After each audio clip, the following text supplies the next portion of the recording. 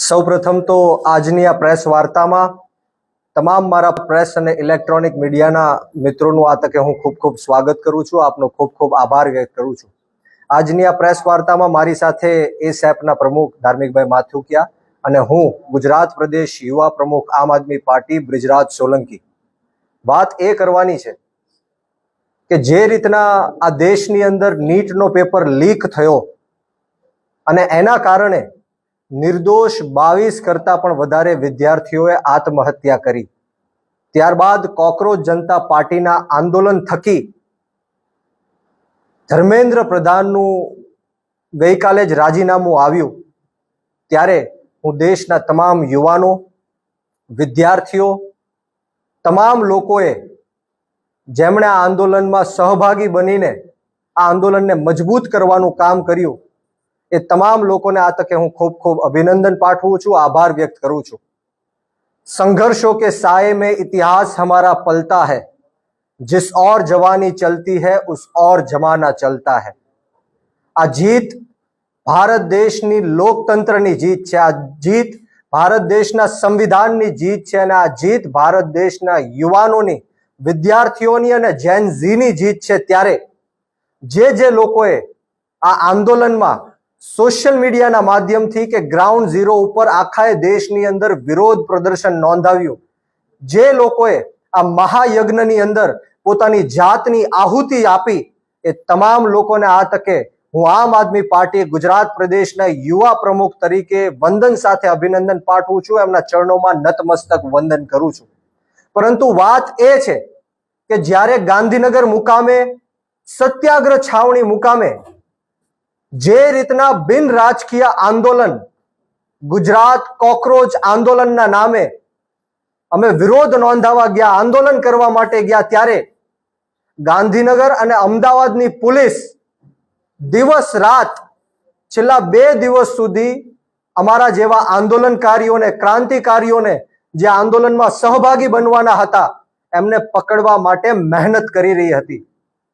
Bharatiya Janata party Gujarat સરકારના ગૃહમંત્રી હર્ષ સંઘવીના ઈશારા ઉપર અમને ડિટેન કરવામાં આવ્યા અને જે રીતના ત્યારબાદ આપ સૌએ જોયો હશે કે મીડિયાના માધ્યમથી એઆઈ ઓડિયો, મારો અને ધાર્મિકભાઈ માથુકિયાનો જે રીતના ફેક એઆઈ ઓડિયો આ ભારતીય જનતા પાર્ટીની આઈટી ટીમે જે વાયરલ કર્યો છે, એ ઓડિયો સાંભળીને તમામ લોકોને ખ્યાલ આવી ગયો, નાના છોકરાઓને પણ ખ્યાલ આવી જાય કે અવાજ મારો નથી, આ બનાવટી ઓડિયો છે.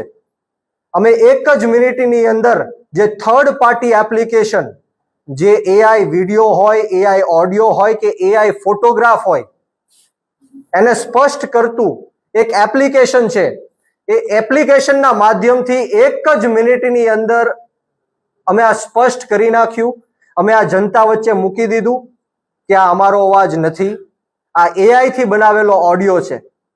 પરંતુ દુઃખની વાત એ છે કે ગુજરાતની અંદર 11 જેટલા મીડિયા જેમણે સ્પષ્ટીકરણ કર્યા વગર, ક્યાંય જાણ્યા કે જોયા વગર મને બદનામ કરવા માટે, કોકરોચ જનતા પાર્ટીના આ ગુજરાતના યુવાનોને બદનામ કરવા માટે, આ આંદોલનને કચડી નાખવા માટે આ જે કાવતરું રચવામાં આવ્યું છે, એ મીડિયાના લોકોએ પણ સ્પષ્ટીકરણ કર્યા વગર મીડિયા સમક્ષ મૂક્યું છે.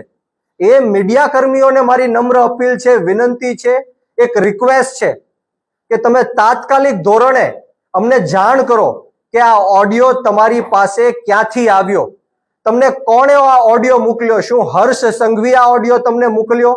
બીજેપીના આઈટી સેલે તમને આ ઓડિયો મોકલ્યો? અમારે જાણવું છે કે તમારી પાસેથી આ ઓડિયો ક્યાંથી આવ્યો. અને તમામ લોકો, જેટલા પણ મીડિયાએ આ ફેક એઆઈ ઓડિયો પોતાના ન્યૂઝ ચેનલના માધ્યમથી ચલાવ્યો છે, એમને મારી રિક્વેસ્ટ છે કે તાત્કાલિક ધોરણે આ જે ખોટી ખબર છે, આ જે ફેક એઆઈ ઓડિયો છે, એને પાછો ખેંચી લેવામાં આવે, એને ડિલીટ કરી નાખવામાં આવે. બીજી બાજુ અમને જણાવવામાં આવે કે આ ઓડિયો તમને કોણે મોકલ્યો છે, નહીતર આવતી 24 કલાકમાં, આવનારી 24 કલાકમાં હું લીગલ એક્શન પણ લેવાનો છું. હાઈકોર્ટ અને સુપ્રીમ કોર્ટ સુધી જવું પડે તો પણ અમારી જવાની તૈયારી છે. અને ખાસ કરીને આ ભારતીય જનતા પાર્ટીના ઈશારે પોલીસે મને ડિટેન કરીને રાખ્યો. અંદાજિત 8 થી 9 કલાક સુધી મને ગોંધી રાખવામાં આવ્યો. મારા ઉપર પ્રેશર કરવામાં આવ્યું. મને ડરાવવા ધમકાવવાની કોશિશ કરવામાં આવી કે આ ઓડિયોના માધ્યમથી તમારી ઉપર રાજદ્રોહનો કેસ લગાડશું, તમે જીવનભર જેલમાં સડશો, તમને ગુજરાતની બહાર કાઢી મૂકશું. આ રીતના ધાક ધમકીઓ આપીને મને ડરાવવાની અને ધમકાવવાની કોશિશ કરી.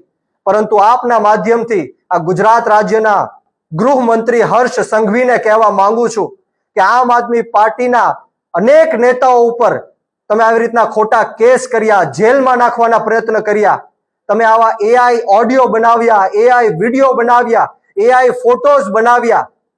પરંતુ હવે ગુજરાતના યુવાનો જાગી ગયા છે, ગુજરાતની જનતા જાગી ગઈ છે. હું આપ સૌને કહેવા આવ્યો છું કે આવા અનેક પ્રયત્નો ભવિષ્યમાં પણ થશે.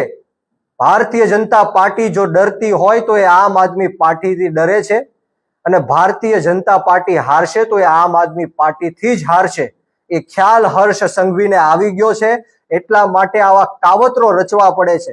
હું એમને કહેવા માંગુ છું કે આવા કાવતરો કરવાથી આમ આદમી પાર્ટીનો કાર્યકર્તા હોય કે નેતા હોય, કોઈ ડરવાનો કે ગભરાવાનો કે ધમકાવવાનો નથી. અમે તમારી આ તાનાશાહી અને હિટલરશાહી સામે આવનારા દિવસોમાં ખૂબ મજબૂતાઈથી લડવા માટે જઈ રહ્યા છીએ. અને ગુજરાતના યુવાનોને હું કહેવા માંગુ છું કે આજે મેં ગુજરાતના યુવાનો અને આ દેશના યુવાનો જે પેપર લીકના કારણે જે 22 નિર્દોષ લોકો જેમણે આત્મહત્યા કરી છે એમની માટે મેં અવાજ ઉઠાવ્યો છે. જે રીતના 20 જુલાઈ જંતર મંતર દિલ્હી ખાતે હું ત્યાં હાજર હતો અને જે બર્બરતાપૂર્વક આ ભાજપના ઈશારે, મોદી અને શાહના ઈશારે આજે પોલીસે તાનાશાહી કરી, ગુંડાગીર્દી કરી, હિટલરશાહી કરી, 12 વર્ષની દીકરીઓના કપડા ફાડવામાં આવ્યા, એમની છાતી ઉપર પગ રાખવામાં આવ્યા, નિર્દોષ યુવાનોને ઢોર માર મારવામાં આવ્યો, લાઠીચાર્જ કરવામાં આવ્યા, ટીયર ગેસો છોડવામાં આવ્યા, માથાઓ ફાડ્યા, ફ્રેક્ચરો કર્યા. આ ક્યારેય દેશનો યુવાન ભૂલશે નહીં. દેશનો યુવાન અત્યાર સુધી સૂતો હતો, પરંતુ આ આંદોલન થકી અત્યારે દેશનો યુવાન જાગી ગયો છે. તમારી તાનાશાહી સામે, તમારી ગુંડાગીર્દી સામે અને હિટલરશાહી સામે અમે ઝૂકવાના નથી, ડરવાના નથી, ગભરાવાના નથી. અનેકો વાર મને જેલમાં નાખવાના પ્રયત્ન કર્યા. આ પ્રયત્નમાં પણ મને રાજદ્રોહના ગુનામાં ફિટ કરવાની કોશિશ હર્ષ સંઘવીએ કરી છે. ત્યારે આવનારા દિવસોમાં પણ ફેક એઆઈ ઓડિયો બનાવીને, ફેક એઆઈ વિડીયો બનાવીને, ફેક એઆઈ ચેટ્સ બનાવીને, ફોટોઝ બનાવીને મારા ચરિત્ર ઉપર ઘા પહોંચાડવાના ભારતીય જનતા પાર્ટી કરવાની છે. ત્યારે હું ગુજરાતની જનતાને વિનંતી કરું છું, ખાસ કરીને ગુજરાતના યુવાનોને વિનંતી કરું છું, આ આંદોલન આપણા યુવાનોનું આંદોલન હતું અને એના કારણે ભારતીય જનતા પાર્ટીએ ઝૂકવું પડ્યું છે, નરેન્દ્ર મોદીએ ઝૂકવું પડ્યું છે. સોનમ વાંગચુકજીએ જે રીતના 26 દિવસ ઉપવાસ આંદોલન કર્યું, આ એની જીત છે. ત્યારે ગુજરાતના યુવાનોને પણ હું વિનંતી કરું છું કે 34 જેટલા પેપરો લીક થયા, પરંતુ આજ દિન સુધી કોઈ આરોપીને જેલની પાછળ ધકેલવામાં નથી આવ્યો. ગુજરાતના યુવાનોએ જાગવું પડશે.